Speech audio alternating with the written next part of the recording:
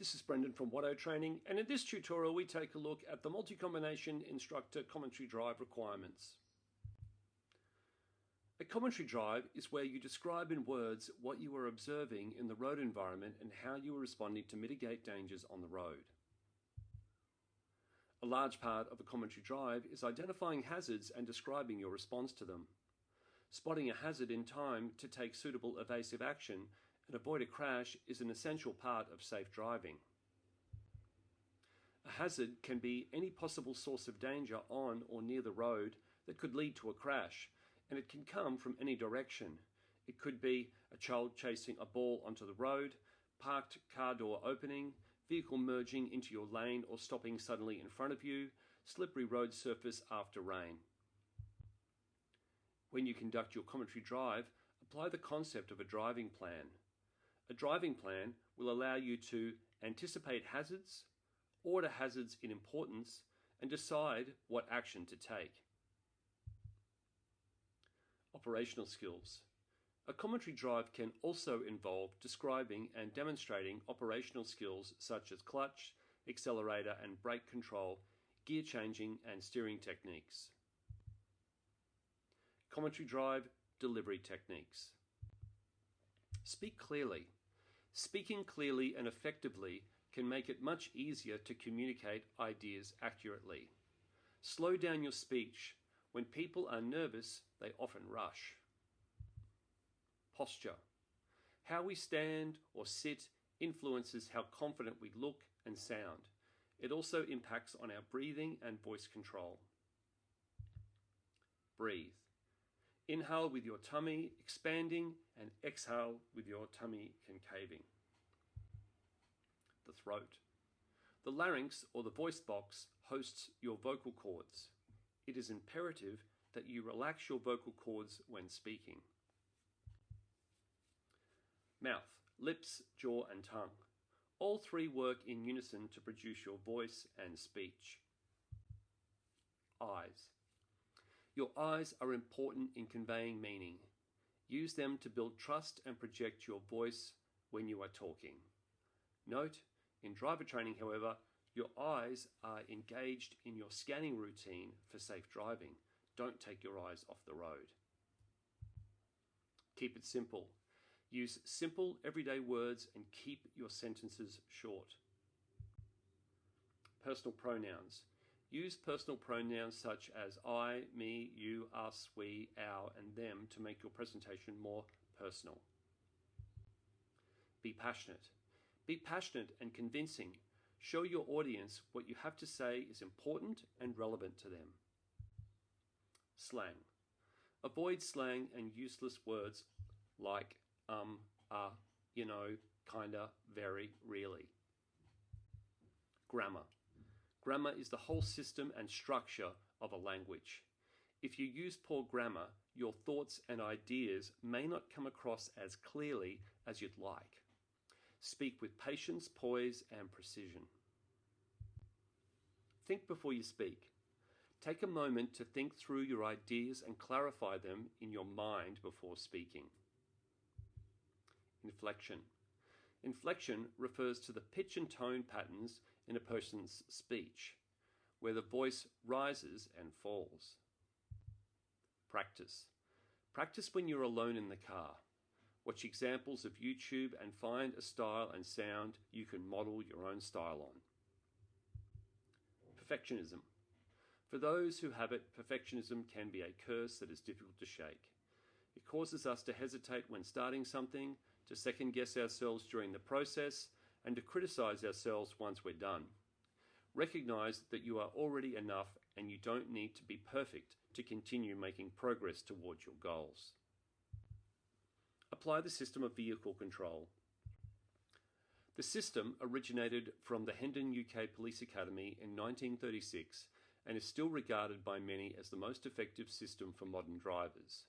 The system provides the driver with a predictable routine which can be applied in sequence on the approach to any hazard. By correct application of the system, the vehicle will always be in the right place on the road, travelling at the right speed, and with the right gear engaged. The system of vehicle control has 6 basic steps. Step 1 is to plan. Observe the hazard and decide on the correct course. The hazard might be, for example, a right turn up ahead or a roundabout or a set of traffic lights. Step 2, check your mirrors, see what's following you, and see if there's anyone overtaking you or coming up on the inside in the traffic. Step number 3 is signal your intentions, particularly if you're turning left or right. If you're going straight ahead at a roundabout, you won't indicate to go on the roundabout. You'll indicate left to exit the roundabout. If you're going straight ahead at traffic lights, you'll also skip this step. Step 4, speed and position. Reduce your speed to a safe rate of approach and arrival at the hazard. So if you're coming into a roundabout, make sure you drop your speed down. If you're in a manual vehicle, work down the gears to an appropriate gear so that when you get up to the roundabout, if there's a vehicle on the roundabout that you need to give way to, you can safely stop and pull up. Step 5, gears and mirrors. Select appropriate gear to clear the hazard without a further gear change. Check mirrors again before entering the hazard zone. And then finally we have step 6, the evasive action. And then once we've abated the hazard, we then accelerate. So give way if necessary, then when safe, proceed, in this case to the right for a right turn, and accelerate smoothly. Include giving way application in your commentary drive. Give way means to slow down and if necessary stop in order to prevent a crash from happening. You must always give way at a give way sign and check it's safe to continue. Give way signs are placed at intersections and other places where other vehicles have priority. Remember, there are lots of situations on the road where you must give way even if there is no sign. Real life example of judging traffic lights. So if I was performing a commentary drive in this sense, I would be identifying what the traffic lights are telling me. So we've got a yellow light, which is the beginning of a red light phase, not the end of the green light sequence. And yellow light tells us that we must stop if it is safe to do so. We've also got the bike box, we've also got the form 1 lane sign up ahead, and we've got the yellow car on the other side of the road. So you take in all the information and you process it clearly, concisely, and then make the correct decision in the situation. In this case, it looks like we would be pulling up and stopping. Here's the next part. We get the green circle with a right turning arrow signaling for traffic to turn around where the bus is heading. So again, we would identify what the traffic lights are telling us, what the other vehicles are doing on the road, and also these lights may change between the time that we get to them or not. So again, we have to keep our monitoring of the traffic lights. Other things that I'd be looking at in this situation is if there was a pedestrian on the side of the road triggering off the lights for them to cross. That would also be something I'd be sharing with a learner. In this situation, we've got a red circle and red right turning arrow signaling the traffic in the lane to stop. Traffic must stop and they are not to proceed through the intersection. So again, we look up at the lights and assess what information have we been given in this potentially hazardous situation. Are there any bikes that will ride up into the bike box? What's happening with the oncoming traffic? And you can see there's also a street off to the side there. Examples of what to observe in the traffic and comment on. Hazard ahead, let's change from the left lane to the right. Before we change lanes, check your mirrors and make sure no one is beside you or about to overtake you. Check to be sure that there is enough space, your path is clear.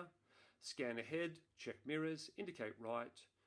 Shoulder check, possibly not so much in a heavy vehicle, you'd be on the mirrors more. In a car, you do a shoulder check. All clear, keep scanning, move steadily to the right lane and cancel indicator. Mirror check and scan ahead. Merging lanes or added lanes for heavy vehicle. Identify the merging lanes, set our course, check mirrors, monitor for the motorcycle and its actions. It could be speeding up, it could be slowing down. Adjust speed and gear if necessary. Again, check the mirrors, scan ahead. Again, check the mirrors so your eyes are flicking forward and back. When clear, move over, scan ahead and check the mirrors. This situation here as well, the heavy vehicle would be required to indicate with the right signal. So really critical information. Warning signs provide heavy vehicle drivers with important safety information approaching corners.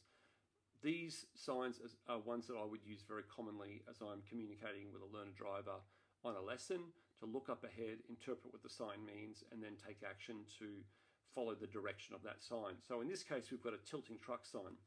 This sign warns that trucks may tip over when driving around the curve of the road or when making a turn. The sign may show the recommended speed limit for heavy vehicle drivers to drive. Thanks for watching. This has been Brendan from Watto Training.